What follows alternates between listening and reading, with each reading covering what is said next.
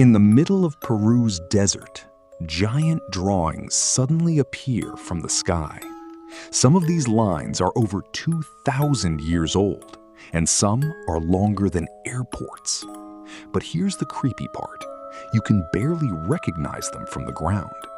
The full images only make sense from high above the earth. So how did ancient people create perfect giant artwork without airplanes? Researchers believe they used geometry, grids, and simple surveying techniques, and the desert itself helped preserve them for centuries. But new discoveries changed everything.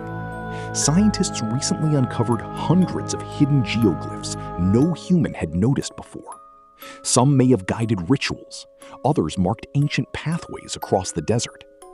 But nobody knows exactly why humans made symbols this massive.